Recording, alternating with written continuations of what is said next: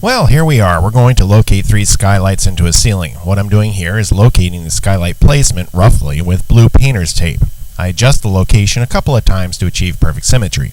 The 3 skylights are to be centered between 4 window units. I take the center measurement, 2 5/16, and transfer it to a marking stick where I can locate the exact center line for all 3 units. I also know that the windows are symmetrically placed because I relocated them to be so last week. Here I'm snapping the center lines with a chalk line, 3 times for the vertical placement and once for the horizontal. Instead of a tape measure, I like to use marking blocks that are 1/2 the width and height of the rough opening. Typically, you would add 3 inches plus for the double header and footer framing, but since I want the trim to be flush with the ceiling, I'll add 3 inches to each side as well. This allows for the trim to be 1x4 stock. The ceiling will be primed and painted, so I screw a saw guide for my skill saw on the ceiling, 1.5 inches away from the line. The black hose is for my shop vac, and it's switched to blow the dust away as I cut. Here I'm slowly and carefully guiding the saw into the ceiling. Safety glasses, hearing protection, and respirator, of course. I finish up the cuts with a jigsaw. After removing the boards and nails, I see that there is a vapor barrier and insulation that need to be removed. I also see that whoever did the ceiling before and constructed the roof used 1/2-inch sheathing for the roof, noting that the 1x1 strut screwed into it between the rafters, not a recommended practice, by the way. Squaring off the rafters with a combination square, carefully cut away the rafters, keeping them as square as possible. A doubled up 2x6 for the header and footer, and top and bottom of the skylight, screwed into the next available rafter. Re-insulate the rafter bays, run the vertical rafter framing, and you're ready to sawzall out the hole. I threw a makeshift handle into the sheathing to make the removal a little bit easier. Once you have a hole, you need to carefully remove all the shingles that adjoin where the skylight will be. Very carefully, as I don't have any new shingles to play with.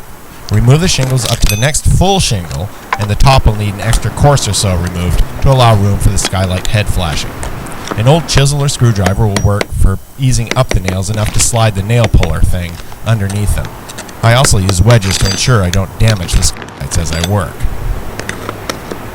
The roofer had applied the shingles in a 1-course stagger pattern, probably working by himself so he could do small sections at a time while keeping the rest of the roof covered. I don't like to roof that way because the shingles are only staggered by 1, and it's not as structurally sound or aesthetically pleasing as half-tabbing your way across the full run of the roof. I like to get the shingles on the same course that I removed them so that it's easier to reinstall them. Though on a hot day, it's good to stack them on something in a top-down order and 2 piles, 1 for each side. It's very important to make sure that your squared rough opening matches the skylight. So put center marks on each side of the skylight and align it with the center marks from the ceiling. Once centered, hop outside and fasten. I use exterior flathead screws instead of nails, less chance of the skylight slipping off center. Screw from side to side and then opposite corners. I do that for absolutely no particular reason, though I'm sure I can make up something. Do be careful where you walk. Have some scrap cardboard around for tools and kneeling, and remember that proper footwear is a must. Next, I want you to take the tape off and remove the overflashing. You're going to want to set that aside for later use.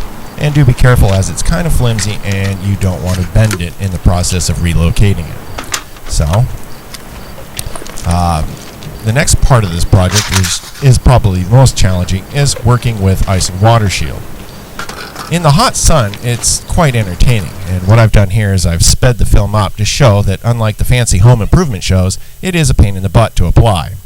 I roll a bit of the backing off to make sure the application works a little easier, and then I lift the rubber gasket on the skylight and attach the nasty stuff all the way up past the wood, right up to the rim of the skylight. This is also a great time to work on building up your vocabulary, as you can see I'm doing here. Next, be very careful, but cut the ice and water shield about, 1/4 inch or so up from the bottom. You're going to pull it tight and stretch the bottom down with your finger, pushing it down so that you actually stretch the membrane to adhere to the corner of the skylight. Work both sides and then do the top in the same manner. The next part of this is to slide the bottom flashing unit into place and attach. I ran a course of shingles or 2, as it were, so the flashing sits on top of the shingles. Since I'm reusing the old shingles, only a little bit of removal is needed, about 1/4 to 1/2 inch.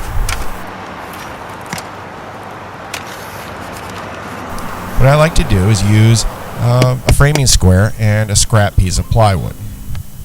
And as you can see here, I use clear flashing compound. This clear flashing compound is ideal for roofing. You use it for sealing the old holes and running underneath the shingles, and step flashing. The shingles need to stay secure in stormy weather or windy weather, and this does the trick quite nicely. The skylight flashing kit, which is purchased separately by the way, includes nearly everything you need, including the step flashing, which is applied snugly against the frame of the skylight. Apply liberal amounts of caulking compound to everything that you do. That's very important. This next part, you'll notice that I've sped things up again to provide an overall rhythm of how things work and the order in which they're done. And it also is kind of funny because it's entertaining to watch. Whee! Alright, this next part involves the top flashing unit, which has a curb extension piece tucked into it, which you would only use if you had 2 to 3 layers of old shingles on the roof. Otherwise, remove and discard, and then hammer down the top lip and slide it underneath the shingles, as shown here. Secure each side and avoid nailing the flashing across the top of the skylight. Use an embarrassing amount of caulking on all shingles that go across the top of the skylight.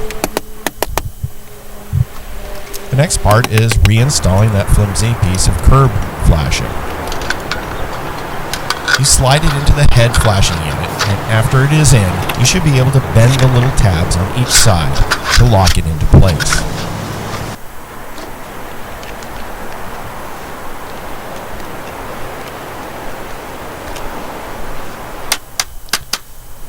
And as you can see, here we have the finished skylights. They are in place and will provide many, many years of beautiful natural light. I hope that this tutorial has been able to illuminate the process of installing a skylight with the least amount of fuss and headache. Oh, and don't forget to remind me to grab that leftover step flashing. Hope you've enjoyed yourself, and we'll see you next time.